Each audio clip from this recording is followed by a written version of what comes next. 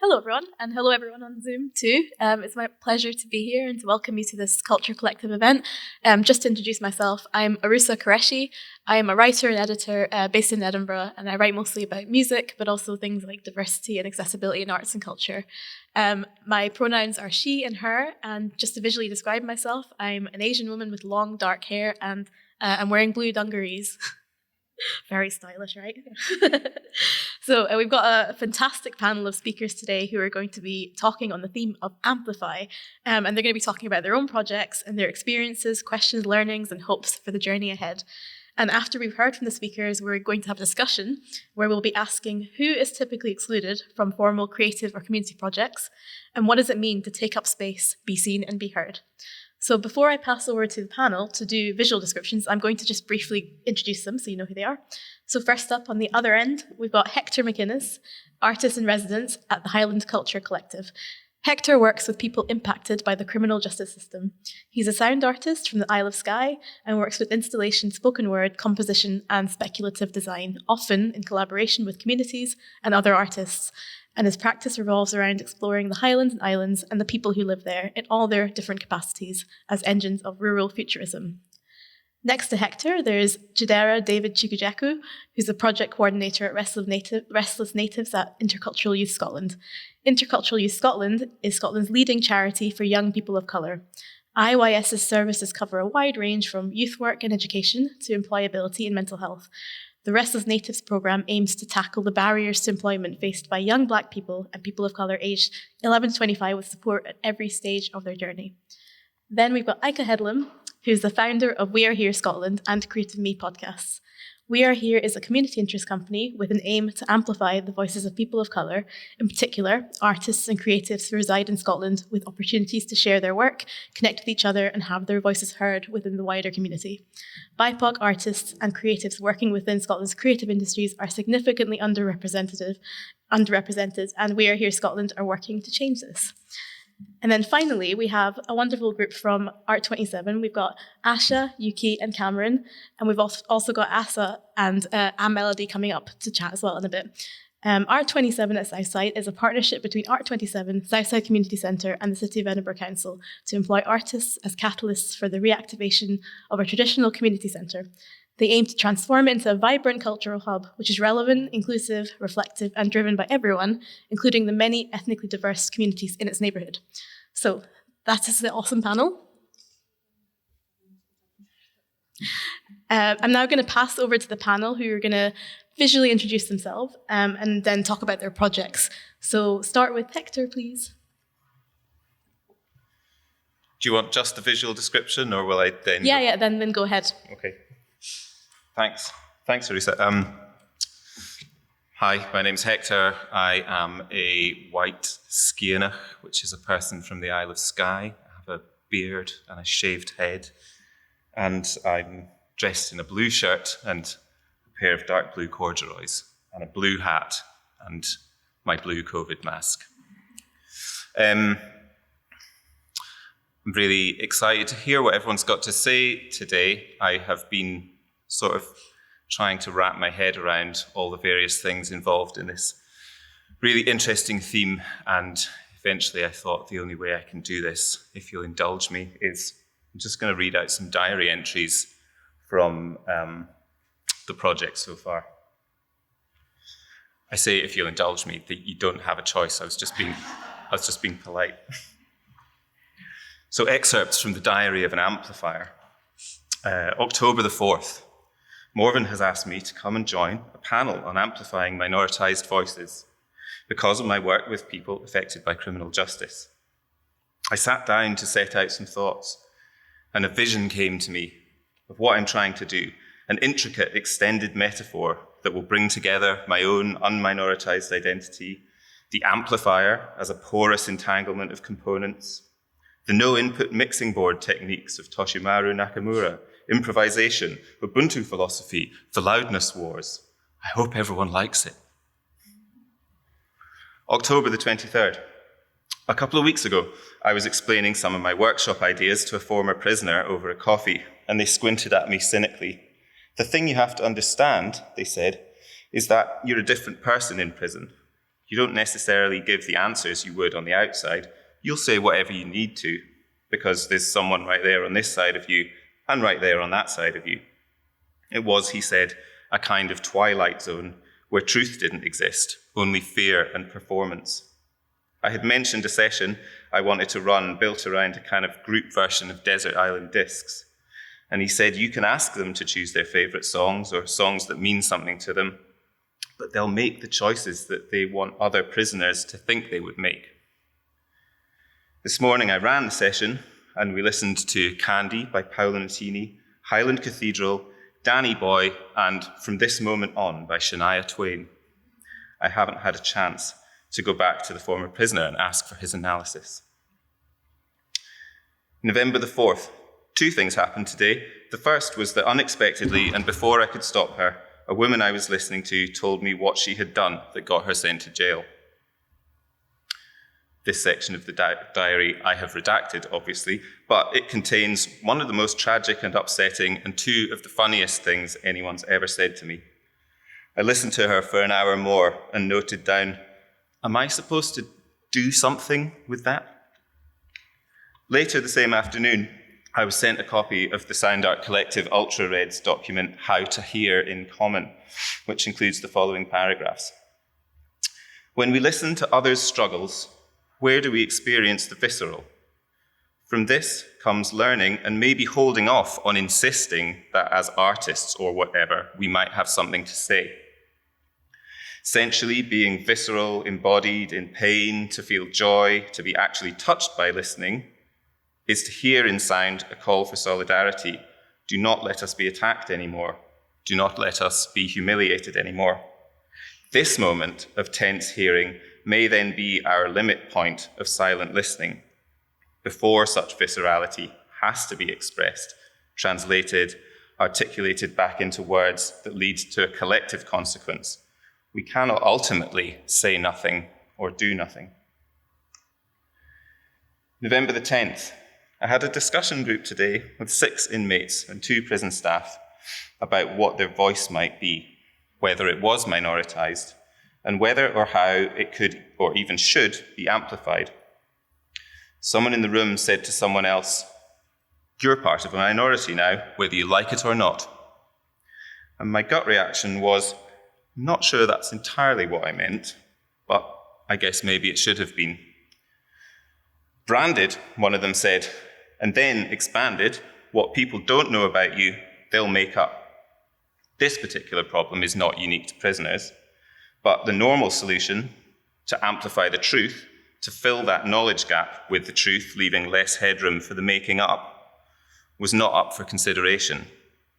Instead, they are expecting, at best, to have their world listen to them by shrinking their worlds, keeping only the people that matter close enough that they can whisper.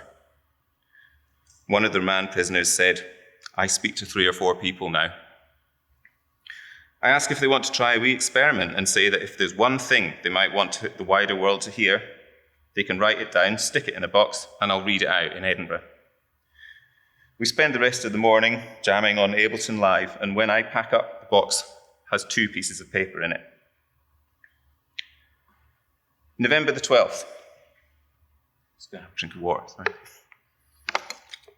November the 12th. I'm sitting on the train from Inverness to Edinburgh, thinking about how my own run-ins with the law have panned out. At some point in the early 2000s, my brother and I left Skye after dinner with the intention of getting to Glasgow in time to put a CDR of something he'd been working on into the hands of a DJ at Alaska. Driving at high speed towards Fort William with a broken stereo and Toto blaring out of a ghetto blaster at my feet, we overtook an unmarked police car in a 30 zone, and by the time we reached the next roundabout, the road was blocked by 2 patrol vehicles. As an officer walked towards us, I reached down, desperately trying to find the stop button on the now deafening music. "Keep your hands where I can see them," yelled the officer. "I'm just trying to make the Toto stop," I yelled back. 20 minutes later, I was left in the station cell with the door open a crack while they took some details off my brother and then said, "You know what we call a Renault 5 in the force? Shed on wheels." And then they let us go on their way. Two well-spoken sky boys from a good family, a wee bit late, that's all. As I walk from the station to the Southside Centre, I take the first of the two pieces of paper that the prisoners wrote out of my bag. It says, "It's a common misconception that people who end up in jail come from broken homes, poor family background, or lack of structure. Things happen in life which can lead you down a path. Good upbringing from wealthy family can still end up in trouble." And as I walk up the steps, I take out the other. It says, "Prison ain't as bad as it's made out to be." Thanks for listening to me.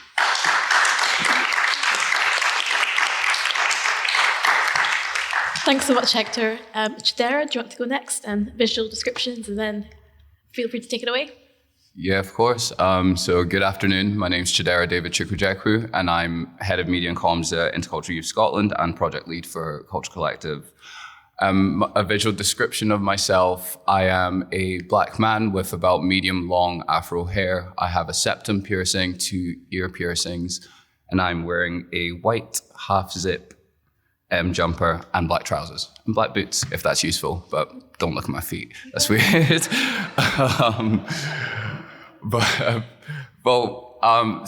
Sorry, I feel like I lost myself in what I was saying there. No, I was just listening so intently to Hector there, and I think that's a really beautiful way to capture it. I, on the other hand, have something much less well put together. It was originally on a notepad. Now it's on my phone because I forgot my notepad. But amplifying and minoritized voices are kind of at the heart of what we do at Intercultural Youth Scotland. From our kind of like staff base, like all our staff members are young people of color, and we kind of consult with other groups of young people of color whenever we're about to take a big move or make a big statement in like as far as advocacy goes. So essentially, we've always been about the youth, and amplifying voices has always been essentially the core of everything we do from all our programs. With the Culture Collective, we have been working on what we call Scotland in Colour. I'm not sure if some of you have heard of it, but it's a yearly festival that we run, and we've been trying to upscale it year on year to kind of get more voices out and in front of these kind of major stages.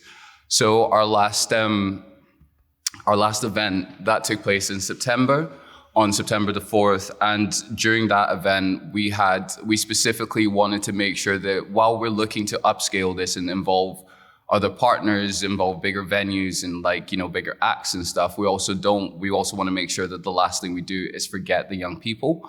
So we created a steering group of people from our kind of peer networks, but then created a kind of like shadow version of that, of just the young people, to program a part of the festival. So it was like 2 parts. The first part was a day festival, and that was entirely programmed by the young people, and we kind of gave them almost executive power, because with young people it's difficult to give them like fully executive power. But yeah, so we gave them kind of almost executive power and gave them the chance to kind of like make this event what they wanted to, and that was led by our kind of like youth work team. And what ended up happening was, on the day, I think I looked around the room a lot of the times, and there were things where I was like, do you know what? I probably wouldn't have programmed that, or maybe I wouldn't have found them, or I wouldn't have booked that. But then at the end of the day, I realized it's not about me, And I think that's the difficulty when we work to amplify voices of a group. We can sometimes forget that it's not about what we think is best for the group, but more about what the group thinks is best for the group, essentially. Sorry, let me get back to my phone notes. So kind of another part of kind of sticking with that idea of amplifying the voices as well is one of our programs is called Block Beats, and it's like a music access studio. We're actually launching our free studio on the 16th. I don't know if that's allowed. Sorry, Morgan, if that wasn't allowed. But we are launching, yeah. So essentially through that program, we expose young people to kind of more technology. We bring them into a studio space, help them create a beat that's like tailored towards them, and then kind of like perform their song and record it professionally. And what we don't want to do then is then be like, okay, well, great, here you go. So Scotland in Colour gives us a great chance to have a lot of those young people, the ones who are comfortable and are in the space that they feel like, I've got something to say, or I feel like my performance is worth hearing. We give them that space, and that's essentially how the chain goes. If we kind of linearize it, that's a weird word. If we make it linear, it goes from what do the young people think?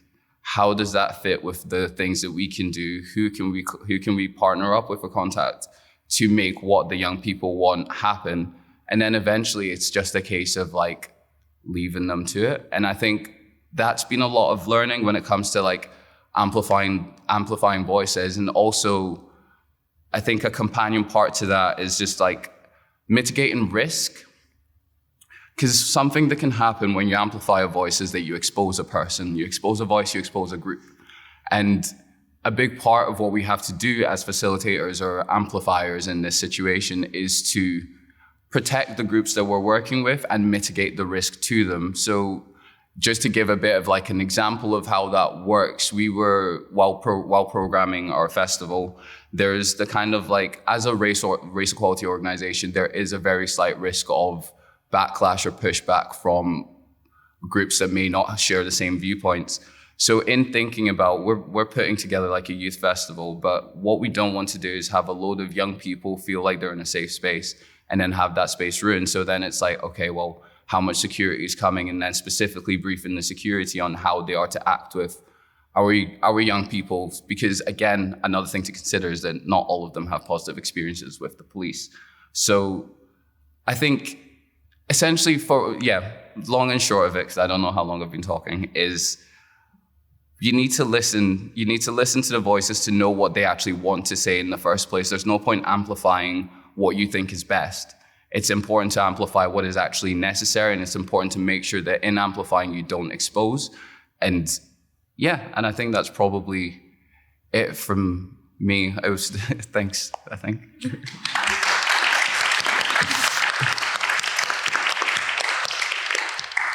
Thanks so much. And now we've got Ika Headlam. Thanks, Arusa. Can everyone hear me okay? Cool. Yeah, so a visual description of myself. I am a black male, wearing a teal hoodie, shaved head, glasses, and dark blue jeans. When I think about amplifying voices, for me, I grew up in like Southeast London. I was born in 1981, just at the height of the Brixton riots. My family come from Jamaica, so I've always had this kind of sense of being taught how to amplify my voice in lots of different spaces. And it served me well in some occasions, and on other occasions it hasn't. But I think that's kind of followed me in terms of when I moved to Scotland, when I studied at university, when I became a social worker, when I worked with vulnerable young families. It's always been a strong sense for me to actually help vulnerable people or people that need to be heard, to be a champion of amplifying and supporting them to amplify their own voice and create their own story and their own narrative. So for me, I've always been interested in art and creativity and design from a young age when I was growing up in London. And this followed me even into my job as a social worker, working with vulnerable young children. And through these kind of these different connections within the northeast of Scotland, where I'm based, I've started to kind of meet really interesting artists and creatives, to the point that I kind of felt like I didn't feel like anyone was really kind of documenting or highlighting what was going on in the northeast of Scotland. Hence why I started this podcast back in 2017 called Create Me Podcast, just exploring creativity in the northeast of Scotland. And it was this is 4 years now I've been doing that for, and it's been an interesting kind of journey, and a lot of things have kind of transpired through doing the podcast, which I'll explain a little bit about that a bit later. So in the first few years of doing the podcast, it's a hard graft because everything I'm doing is like with self-taught, didn't get any kind of support or help, and applying for funding, getting knockbacks and that stuff, so you get equally quite frustrated in that kind of position, but also kind of loving that position of when you can also amplify people in the creative and artistic community, people surrounded around you, when you can support them. That's a really, really nice feeling to kind of do that as well, alongside working full time in social work.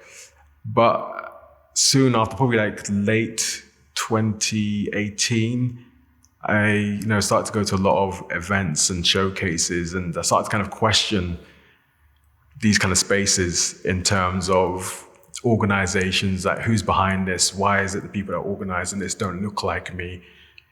The pictures on the wall of artists or like creatives, they're not by people that look like me. So, I think for me, it's a bit of a self exploration of kind of connecting with people on like social media, on like Instagram and Twitter, of artists and creatives that look like myself. Being in the northeast of Scotland, there's not many people that look like me up there. So it is kind of like, a challenge in itself, trying to have that kind of connection. And I miss that connection of people and the culture, what I grew up with in Southeast London. So that's kind of like probably my own selfish little bit there, of actually trying to connect with people that looks like me. And through that, more questions kind of came up about, in terms of actually like in organizational and funding spaces, who are the people that make decisions and why do they not look like me as well? And so I started putting questions out through my kind of Instagram feed via my podcast and saying, how what are people's thoughts on this, especially for like the people who are like minorities and people of color. And that kind of just turned into like We Are Here Scotland. We Are Here Scotland was going to start off as being like a series of podcasts, because that's what I knew, doing podcasts. But then it kind of just transpired into like in the new year. I remember setting up the Instagram account for We Are Here Scotland in January last year. And then unbeknownst to everyone, a pandemic happened. I've shared this story with everyone before. Some people know this, that at the height of COVID, I unfortunately caught COVID. And it wasn't looking quite great for me when I caught COVID. I was in hospital for a week and a bit. And when I came out of hospital, a lot of things were happening in the world in terms of actually like the Black Lives Matter movement, which I always kind of reflect on actually this thing about lack of representation and social injustice has always been a thing for people that look like me. So I kind of just got on my Instagram feed for We Are Here Scotland and just vented my frustration, my hurt and my anger. And yeah, we started to get like a lot of kind of this attention. I was just ranting. I was just venting out, like just coming out into the void. But also trying to bring it back to actually the main focus of like art and creativity and the lack of representation for Black and people of color. And so with that, We Are Here Scotland started to kind of grow and started to kind of speak to different people within the community in Edinburgh, Glasgow, Dundee, in the northeast of Scotland and further afield, and started to kind of like, ask people like, what is it like they would definitely kind of need, or what they want, to be seen within Scotland's creative industries. And a lot of people were saying like, funding, more representation. And then I came up with an idea of starting a creators fund last year, and that launched in November last year. So we're looking to raise £6,000 and split that to give artists and creatives like £500 each. And then through the launch of the Creators Fund, also was able to kind of get a really kind of cool team of like freelancers within We Are Here Scotland, really experienced individuals. And it's just kind of grown and grown. So yeah, we launched the Creators Fund applications, would have been probably like late August or like early September. When we just closed applications on the 31st of October, we had a lot of applications from a lot of people from different disciplines across Scotland, people of colour. It's been amazing to see as well that kind of happen and develop, through just doing this launch and having an idea and then launching a fund and seeing people kind of just instantly kind of just get it and be like, yeah, this is the space for us. And so I think the big part of We Are Here Scotland is about kind of creating that safe space, creating that kind of sense and feel of community that I think's kind of definitely been lacking for like marginalized, minority groups within Scotland. So yeah, next year will be 2 years old, and it's kind of like, I'm hoping that through We Are Here Scotland, we can grow from strength to strength, but also kind of connect with like like-minded individuals and other organizations doing similar things that we're doing. So yeah, I think, that's a little bit about what I do.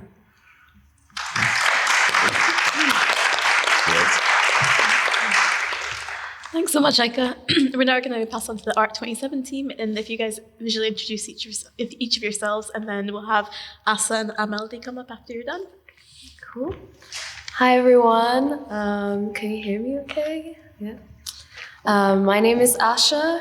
I am really, really tall. No, I'm just kidding. I'm a short person. I have a long dark hair, brown skin. I'm wearing a black clothes and a smart jacket. Pass on to Yuki. Yeah, I just need to. Wait. 大家好，我叫黄宇科 and that's Chinese, means hi everyone. My name is Yuki, and audio description, I'm Chinese with blonde hair, so that's rare. And I'm wearing a red blouse and a black trouser. I'm Cameron. I'm a white male. I'm 24, and I have blonde hair, and I'm wearing kind of dark everything really. Blazer, shirt, trousers, and brown boots. There we go.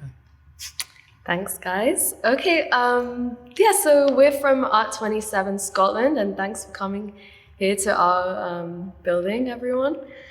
So we were asked to talk a little bit about what we do at Art 27 Scotland, and also a little bit about what this theme, amplifying minoritized voices, means to us here. And we're kind of going to touch on maybe some of the questions that will come up later in the discussion as well. So, Art 27 Scotland is a cultural rights organisation based right here in the Southside Community Centre in Edinburgh. And our focus is to create art that takes inspiration from and actually highlights our shared human rights.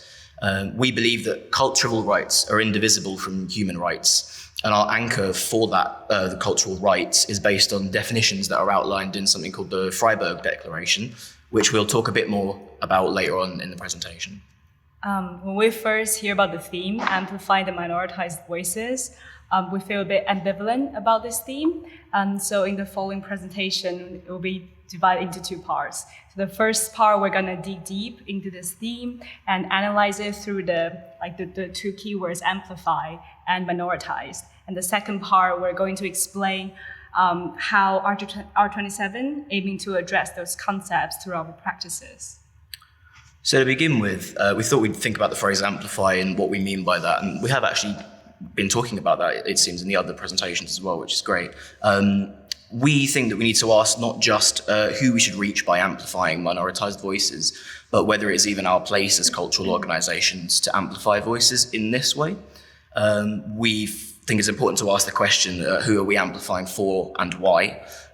Is it for the benefit of the voices themselves, or is it more for the benefit of a cultural hegemony that isn't actually listening?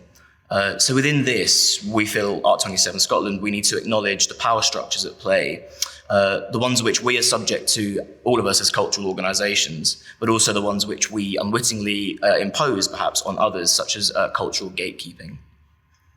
Yeah, so thinking a little bit more about these power structures, right? When we hear this word amplify, at first I think we all feel it's a really good thing. Like, okay, great. Like, I would like my voice to be amplified. Sounds good, But then, thinking a little bit more about, well, what does it mean? Who's amplifying who?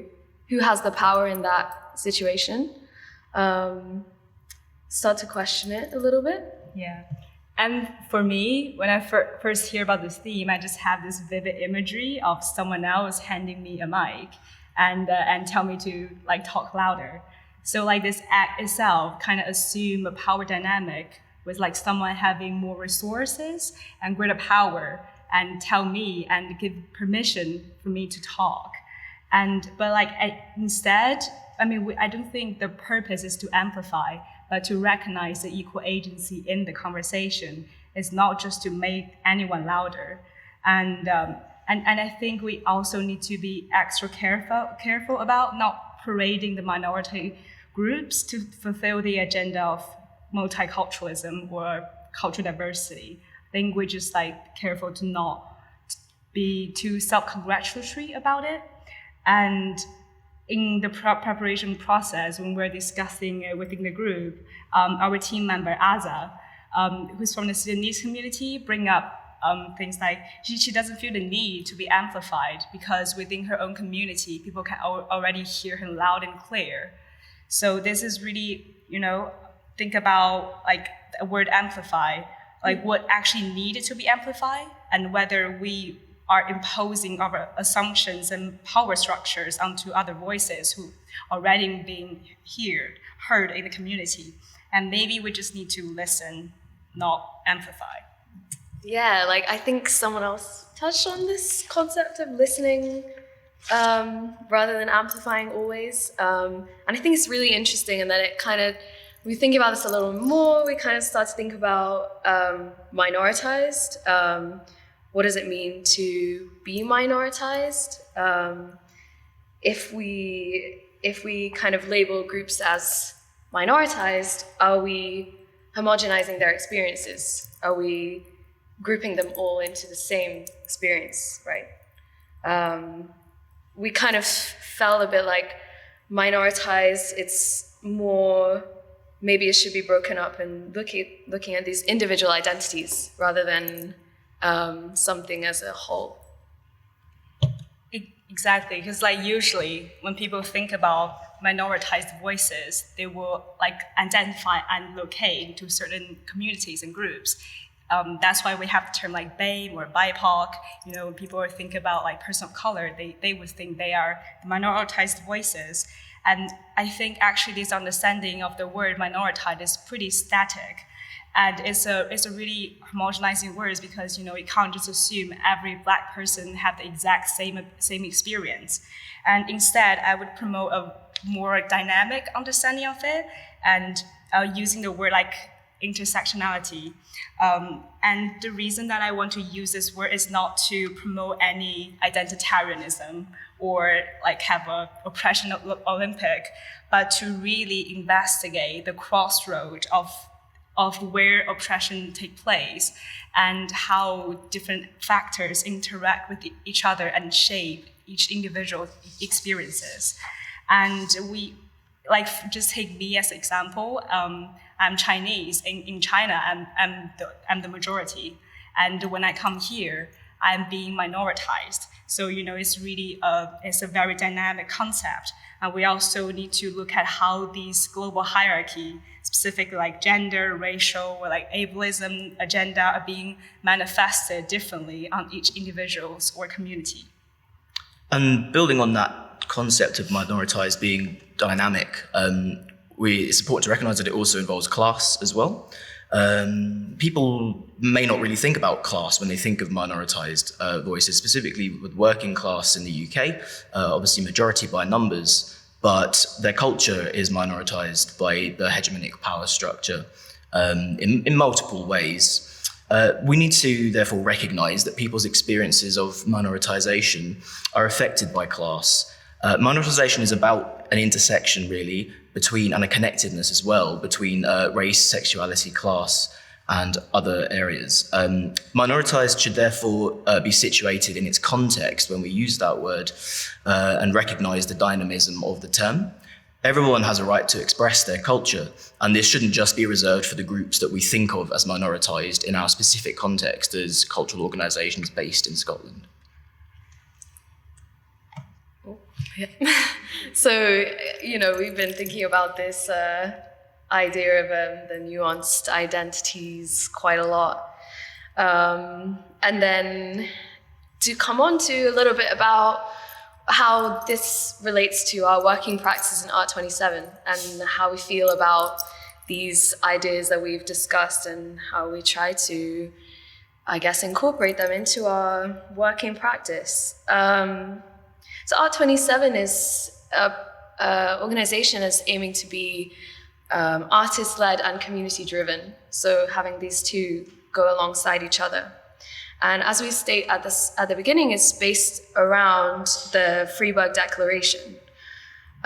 This is a document which is attempting to bring together all of the human rights legislation, the references within this to cultural rights. So what are cultural rights, and drawing out this concept. So this declaration kind of presents quite a radical idea that there's no such thing as a minority. And, we're thinking about this, I was thinking about how in the society, race is imposed on us. So we are racialized by society, right? And cultural rights are something which are guaranteed to every individual, okay?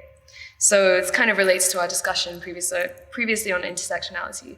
So we have to consider minoritization on a case-by-case basis because we have these complex, nuanced identities. We've talked about those big concepts of cultural rights, human rights, and intersectionality. And our event, Sabr Came to Tea, with collaboration to Yemeni artists in exile, Shad and Sabr, is kind of our first attempt in how to actually put those things in practices.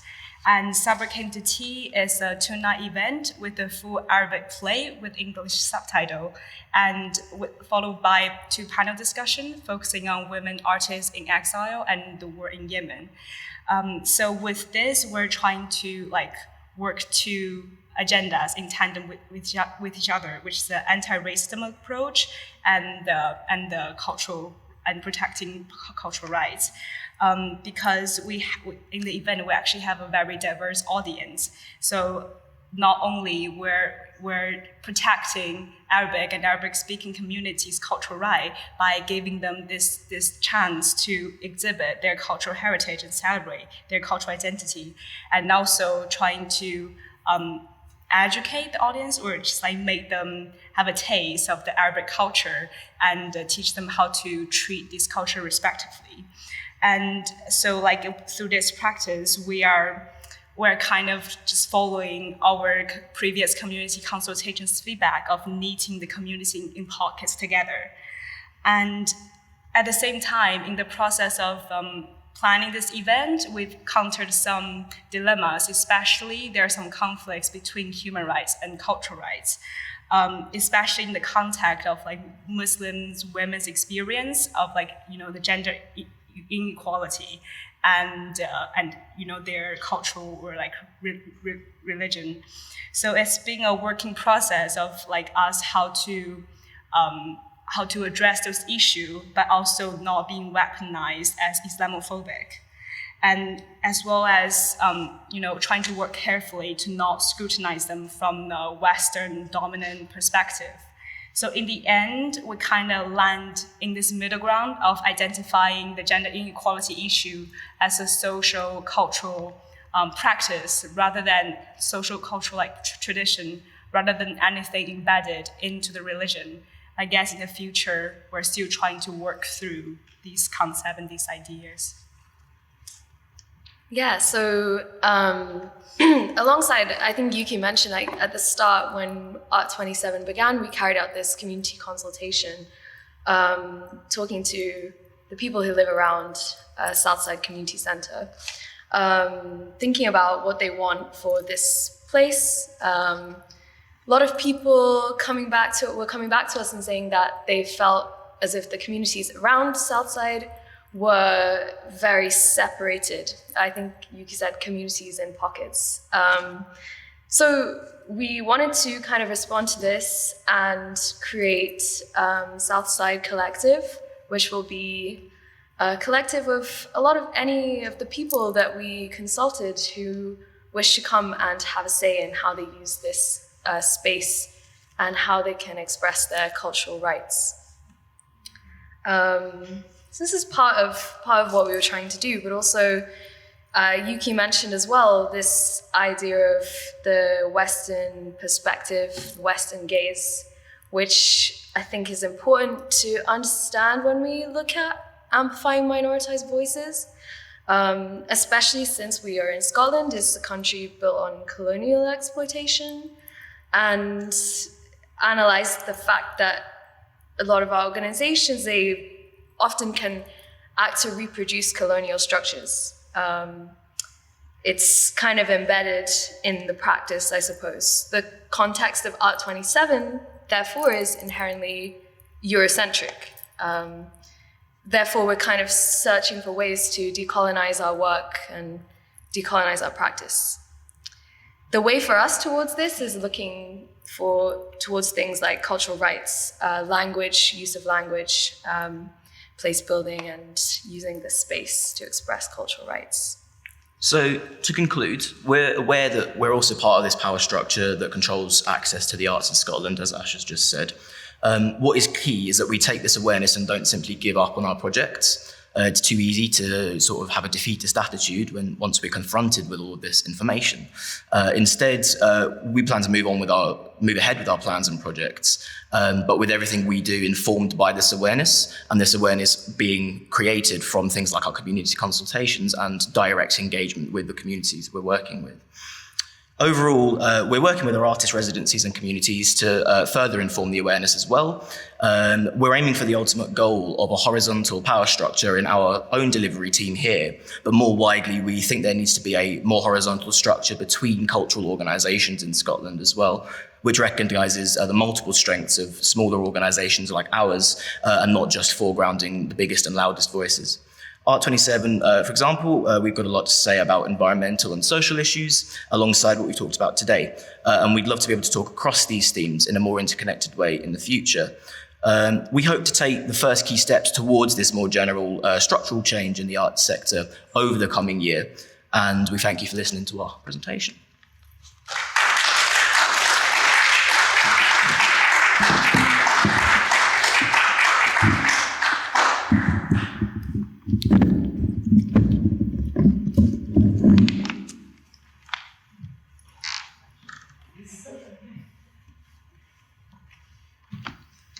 Okay, assalamu alaikum everyone. My name is Azza Dafaalla. I'm Zeki's cultural coordinator. I apologize, Zeki couldn't make it today. He really did want to come and explain the project to you, but I'll tell you guys a little bit about it. The project is Tosgutbus Reflections of the Revolution. So it's a lyrical theatre piece that explores life and death of people's dreams in Sudan and fighting for peace, justice, and freedom in Sudan and within the Edinburgh Sudanese diaspora. As many may know, there was a revolution starting in December 2018, calling for the end of the 30-year military dictatorship in Sudan. Tosgutbus means just fall, that's all, which was very popular during the Sudanese revolution and has been used ever since. Very recently, the military seized power of Sudan over the government again on the 25th of October, putting government officials on house arrest, while internet services, phone lines have become disabled for the past 18 days. They're leaving Sudanese people isolated from their diaspora and leaving us not really having any contact with them. There's going to be a protest across the world, but also in Edinburgh tomorrow to stand against this military coup. Other than that, the Sudanese community has organized many protests and fundraising events to support the Sudanese struggle. Currently, within the community center, we've hosted multiple lyrical matter sessions for Sudanese youth, allowing them to participate in arts and poems and creating art within a collaborative space. And we're trying to build and achieve this through art and solidarity in direct support of those struggling in the human rights battle in Sudan and in Edinburgh. Next on, we'll have, okay, I felt like I was talking too much anyway. Next on, we'll have the wonderful Amelody.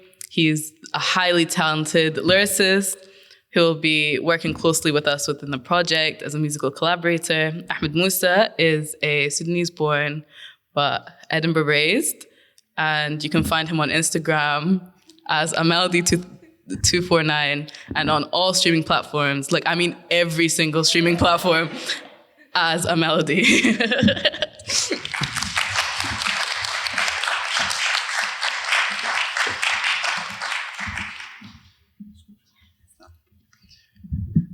Yeah, just a bit higher. Just kind of tiny. Yeah, that's perfect. Hi, I'm Melody. My visual description is I'm a black male dressed in a all black tracksuit and a burgundy t-shirt, I guess. I'll be performing 3 songs today. The first of which is the Mashahid, which translates to Martyr's Blood. And it's in commemoration of all the people that died fighting for what they believed in Sudan. And a little trigger warning there. Hold on.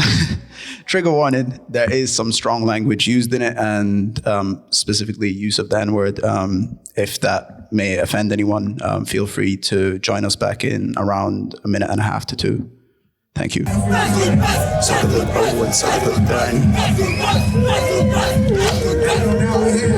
This one's dedicated to all the people that passed away, fighting for what they believed in Sudan, fighting for the people, fighting for the nation. Allah yarham kull shuhada. Listen and take it in. Coming from Sudan, I was born as a leader, fighting for the bread, weed, stacking, trying to eat, cause I'm riding with the sun, there's no shelter from the heat. It's Ramadan forever, only waiting on Eid, and every single day is a cycle that repeats. Wake up in the morning, all my niggas pray for peace. Go grab the piece just to go and brush your teeth. Try to pass the time, seeing niggas on the street. Go and sit the shy, waste your day sipping tea. Maybe take a pill, tramadol's what you need. Some niggas hope they never wake when they go sleep. Tried to make change, but they shot us in the street. And every new day, bet there was a new shaheed. Hitting them with gas before sending them a plead. See, it's only 2 options when you're struggling to breathe. Hustling for peas, are you studying to leave? See, it was looking pristine till I hit 16.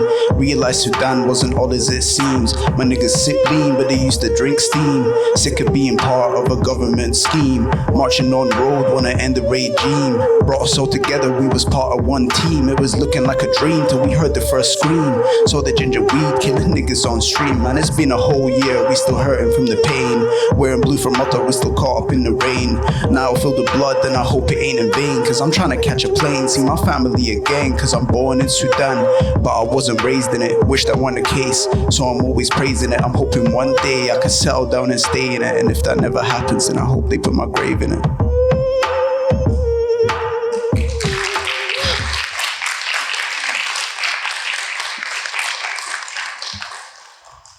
Thank you. Thank you.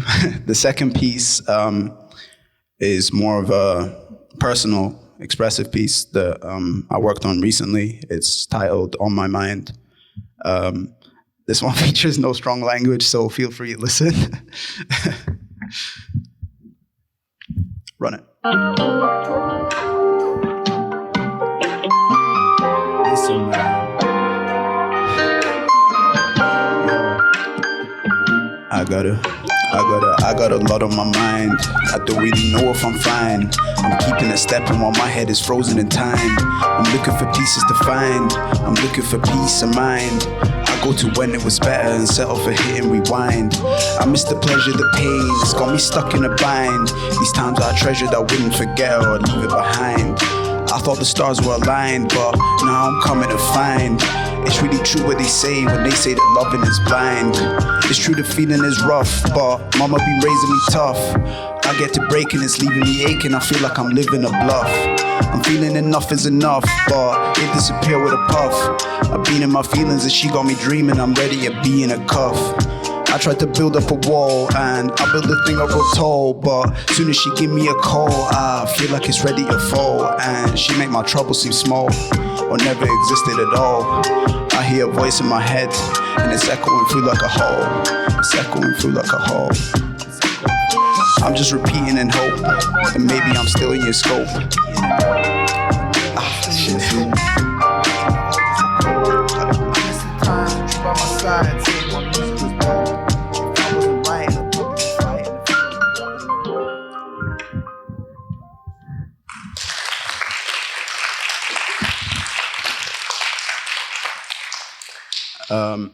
The third piece is untitled, actually. It's unreleased. This was quite a late addition. It will be featured in my EP releasing early next year. And this is a first-time premiere for everyone. Hopefully we'll get a title by the end of it. Oh, hold on. Another trigger warning. Sorry. This one, again, features some strong language and references to self-harm and suicide. So feel free to rejoin us again in around 2 minutes, I believe. Thank you.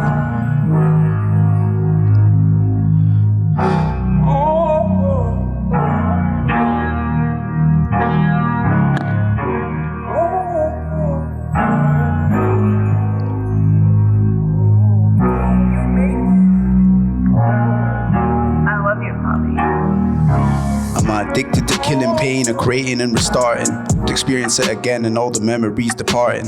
I'm waiting for the end because it's barely feel like starting. Trying to leave behind my music, only thing I put my heart in. Was never in it to be charting or even to be charming. But hungry for success, but the struggle left me starving. Kept thinking that I found the one that I could call my darling. The flags were alarming cause she left me close to harming. I said I beg your pardon, but I'm begging to be freed. If I'm taking it, I'm gone, but pray I'm taking a shaheed. I'm shaking from my knees, my wants mistaken for a need. I'm selfish cause I care, but don't mistake it for the greed. Chasing a degree, then work and die, that's all it means. I'm keeping myself patient cause that's taught within my deen. I'm taught to keep it clean, but we weren't taught to read between. The lines are always there, and if you cross it, you obscene. Cut, that's the scene, camera rolling in between. Only judging for yourself, not how you act behind the screen. Talking just to talk, but they don't know what it means. Joy, fear, or shock, you express them with a scream. Wonder if I'd find peace if I succeeded back then. Cut a little deeper back then, not just bleeding back then.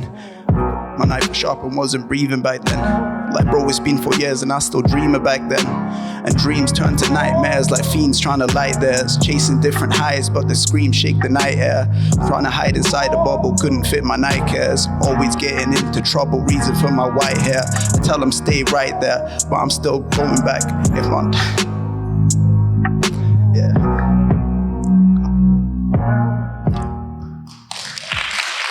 Thank you.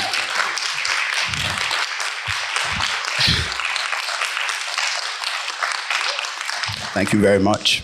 As Azza said, you can find me on all streaming platforms as iMelody, and on all social media as iMelody or iMelody249. Thank you.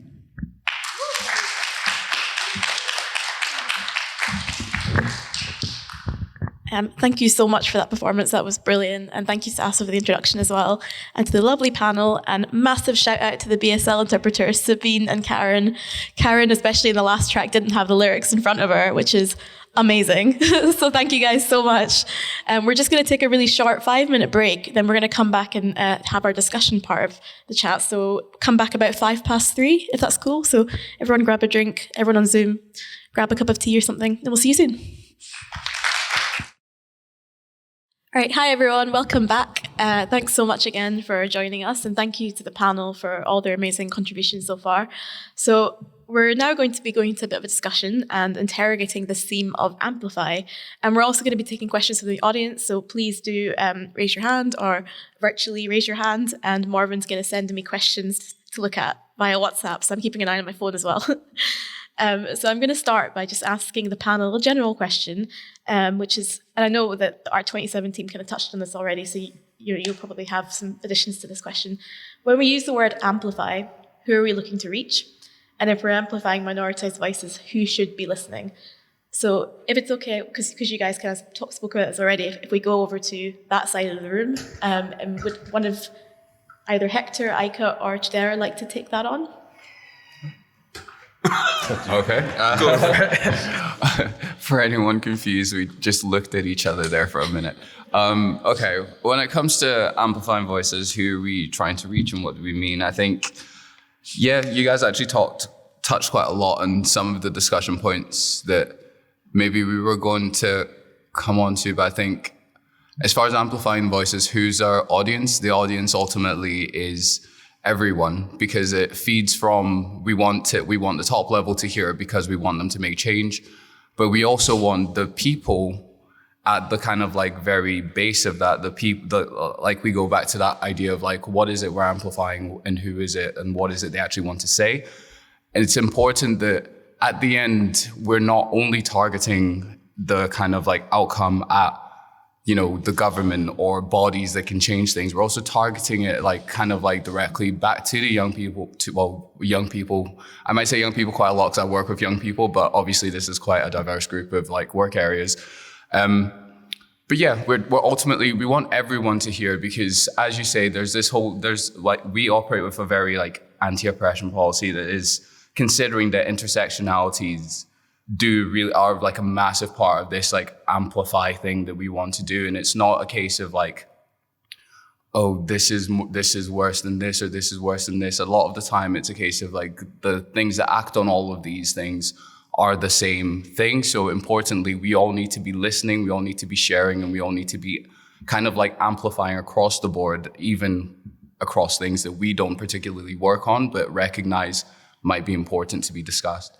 I don't know if anyone wants to pick that up from there, because I might have rambled for a second. No, you didn't ramble. No, I 100% agree with you. As going to that, that question, Arusa, I think it's actually from my kind of experience. It's definitely about how we amplify each other as well. And actually, I think David mentioned there on that kind of like base level as well. I think that's what I'm trying to do, and the rest of the team for like We Here Scotland are doing.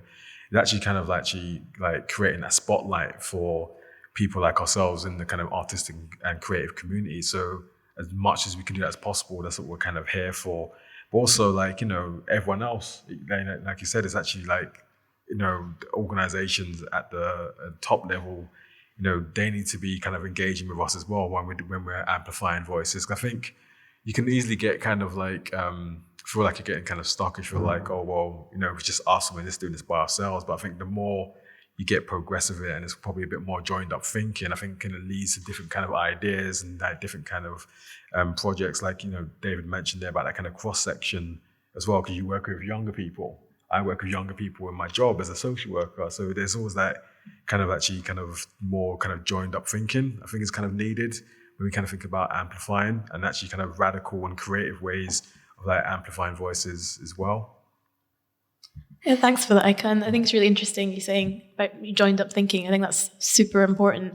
And also that people kind of in charge need to take charge, essentially. And with that in mind, what should leaders that are in the creative industries be doing and to work on amplifying voices? What are the people in charge? What should be their priorities? If anyone else on the panel wants to jump in, please feel free to.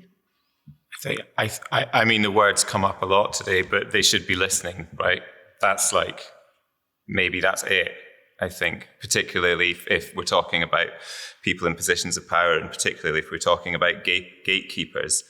I think that the minute that we start demanding that they step in and see a person over here that needs amplifying and a person over there that's like the signal destination, then that's cool. But like everyone from Art 27 put out, that they're still in the position of power there, right? That's the power dynamic, and that's as the amplifier. And, if anyone ought to be maybe stepping back from that metaphor and just listening, then it's the people at the top, yeah. Yeah, Art 27 team, you guys talked about listening, which was really interesting. Do you think that people in charge need to kind of step aside and let younger voices or, less experienced voices in to take charge? Well, definitely, I think, as institution, like we definitely have the power, and it kind of already itself is a power dynamic that you cannot, it's inevitable that we're in position of power, because it is a process. We have the power to choose or prioritize things, but a lot of time it kind of really easily tap into the whole idea of severity versus prevalence, because say if you're tackling the issue of violence against women, they are very prevalent and it affect a lot of group, and versus say disability rights and disabled people, they are the minorities there, but it doesn't mean that their problem is less severe than violence against the women. That sort of issue is kind of like a constant negotiation of what should be prioritized. And I mean, I don't have the answer, but I just want to throw out some questions for people to think about. Yeah. Does anyone else in the panel like to jump in and respond to that? Or anyone in the audience on Zoom / here? Would anyone like to ask a question? If not, I will keep going. So I wanted to go back to one of the questions that were kind of at the start of the whole event, which was what are some of the best ways that people from underrepresented backgrounds can take up space, be seen, and be heard. So you've given various examples, but I'll maybe start with over on that end again, Hector or Chidera or Aika, if you've got anything to say. I think that's a really interesting question, particularly with regards to the prison population and particularly with regards to former and, sadly, future prisoners, is that the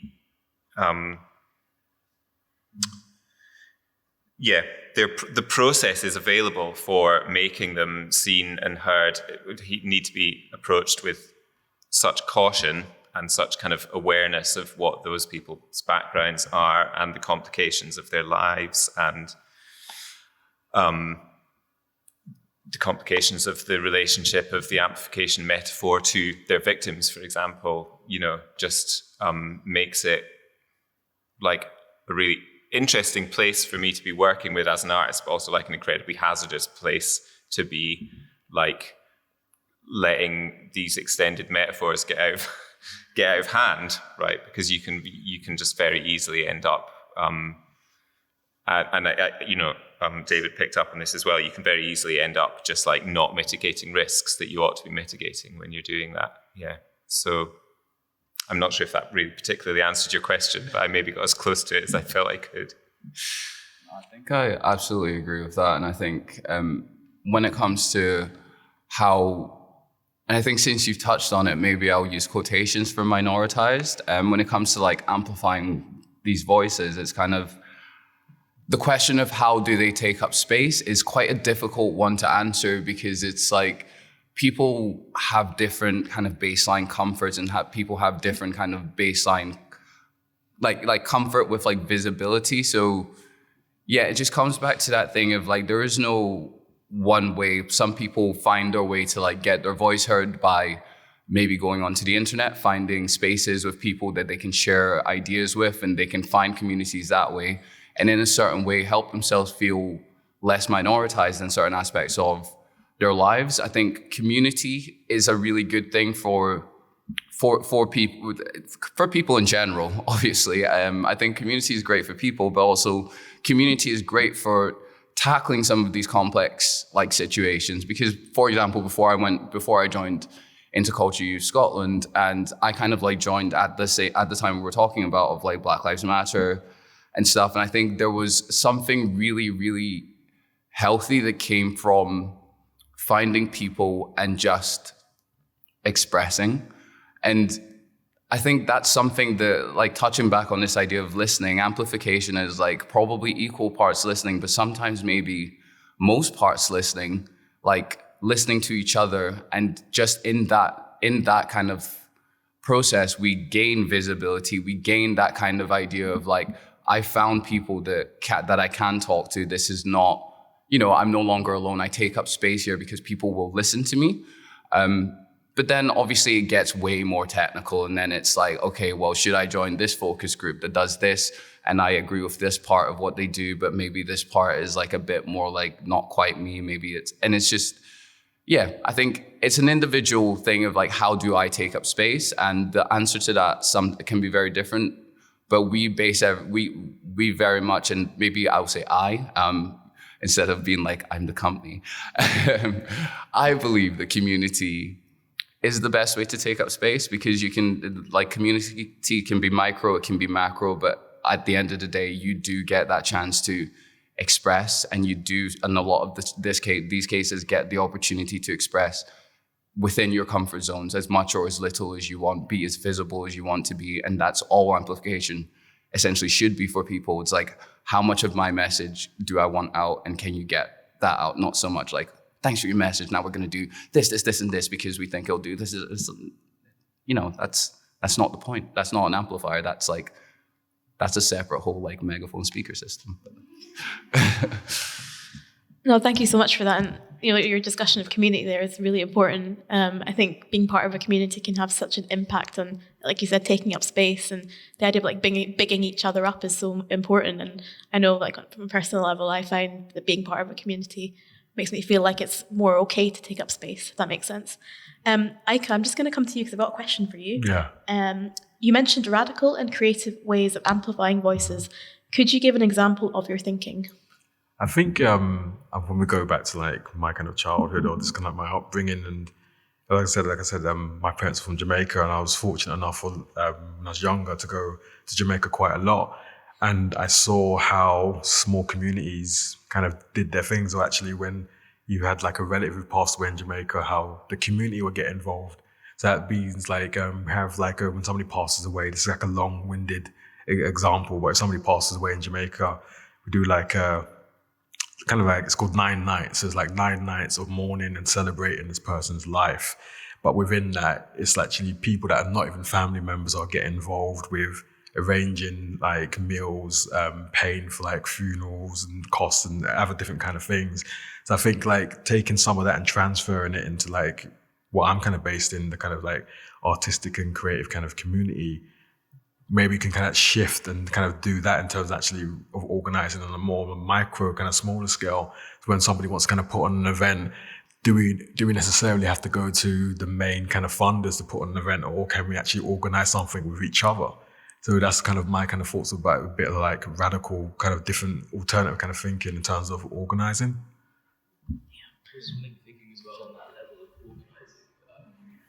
Organizations like ours and others, it's probably important with the taking up space point as well to just know when to remove ourselves from a space or to not dominate a space, and do a lot of analysis on where it would actually be better for us to not put our oar in as such, or try and facilitate that space being taken up by somebody else, rather than us trying to be the amplifiers or that all the time and thinking that is the role all the time of an organization like ours.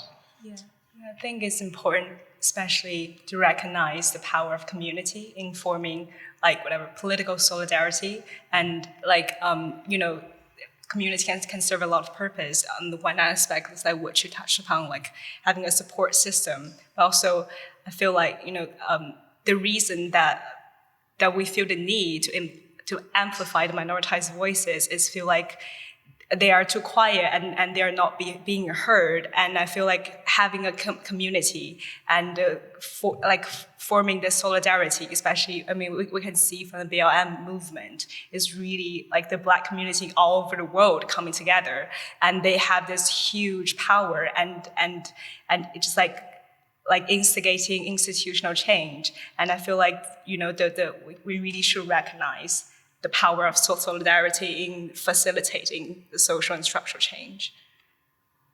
Yeah, you're totally 100% right. And Asha, did you want to add something there? Yeah, also maybe just following on from what Yuki said, like it's a conversation which has been ongoing for a long time, right? This, a big organization saying, let's amplify these voices, but maybe it's still going because why has it worked? Like maybe we need to look towards these methods, newer methods, because otherwise we just keep reproducing power structures from the past. Yeah. I think. And I guess it's been interesting to hear from the whole panel about things that are being done on like local levels, then also more industry-wide levels to kind of support different voices and amplify it. We keep using the word amplify voices. I was wondering if I could go around to each person in the panel and just get your thoughts on what would be your ideal scenario in terms of what you'd want the creative landscape to look like in Scotland in the next however many years, 5, 10, whatever. So maybe start with Hector, if that's cool. Okay, great, thanks. Sorry. That's an absolutely brilliant and also awful because it's terrifying question. I think off the back of I've heard today, I think maybe two things. One is I've been just really enjoying everyone talk about collectivity and community. And I think it feels like one of the things that's coming out of that is that the conversation around amplification is maybe it maybe feels like more competitive than the way the other people on the panel want to take it. And maybe we want to start shifting towards, rather than feeling like we're trying to like outshout whoever else we're trying to outshout or whatever, but rather that we've got a kind of discourse space that we need to see as like a commons that we have to, share and occupy and look after for our own sake as well as for everyone else's sake. So that would be cool. Yeah. Also, I think, I don't know, I mean, if we're talking about like what do we want the creative landscape to, like what do we want fixed in like 5 years' time? I mean, what I would like to, it seems like at the moment, particularly in the wake of the pandemic, the arts community is like really kind of restless for change. And what I would like to see in 5 years' time is for us to have achieved a lot of the things that we're restless for, but still be just as restless as we are now for like the next things. Yeah. Thank you, Hector. That's great. Just before we move on to the next few people to answer that question, there was a Zoom question that's come in, so I'm going to just add it on to the end of my question. And this question is from Phoenix Archer, and they are asking, what advice can you give to minoritized community members / leaders who are setting up organizations to amplify voices, to take care of their health, especially mental health? So would anyone like to talk about their thoughts on the creative landscape, but also what kind of community leaders, members can do in terms of taking care of their health? Yeah, I'll speak on this. This from personal experience. I think when I kind of like started my podcast and before my daughter was born, experience, and it's always like this time of year, it seems like I seem to always be really busy and kind of like, with burnout and stuff like that. So I kind of reconnected with like my counselor, and then kind of just actually kind of touched base and recognizing that even though I have these kind of hopes and dreams and desires for like my kind of creative practice and career and life goals, that it's okay to kind of take a break as well. It's good to kind of recharge the batteries and kind of reassess and take a step back from things when you feel like it's probably getting a bit too much. I think it's definitely, even like the past year has definitely highlighted that to me even more so now, about keeping some days kind of sacred. And for me, sometimes that's the weekend for me, so I can spend time with my wife and my daughter, because that's so important. So I kind of get into kind of really kind of like a strict kind of like routine and kind of structure that allows me to kind of feel a bit more chill. Yeah. No, I totally agree. It's like self-care is that part of it it's all ingrained. It's such an important part of it. Yeah. We are running out of time, so would anyone else on the panel like to contribute before we move back to Morven? Well, should I go on that question or the one before it? Whichever one you would like. Sure. I think some advice for organizations. As part of an organization that has grown massively over the last year and is constantly trying to push boundaries, one of the things that we have definitely learned is the fact that, going back to what you said, you've got to take time, and it's actually sometimes all right not to meet the goals that you have. And that's important for facilitators and for people who are trying to do, if you're trying to do something for communities, the last thing that you need is for you to burn yourself out and to be a shell. So it's kind of like sometimes important to understand that, like, while you do have this one continuous goal that you work towards, each individual part of it might not always pan out exactly how you want it to. And that doesn't have to be a reflection on yourself or the work that you do or the validity of your organization. For as long as you continue, as long as you have your kind of like set purpose, your set goals, and you're continuously driving towards those, and you're learning from any kind of, setbacks or barriers that you have, then you've kind of got a basis there to involve your community. And like, even whether it's large scale or small scale, you work within your capacity to do what you can do without comparing yourself to others and like fixating on the things that you want to achieve in X amount of time, because sometimes you will like absolutely blow those out of the water and you'll be really, really proud of yourself. And sometimes you just might be slightly under what you expected from it, but as long as it's good work, I feel like I said that again. So I would just say, yeah, operate within your capacity, talk to your communities, and ultimately just continue pushing towards your goals. That's really, really well said, Chidera. Thank you so much. Thank you so much.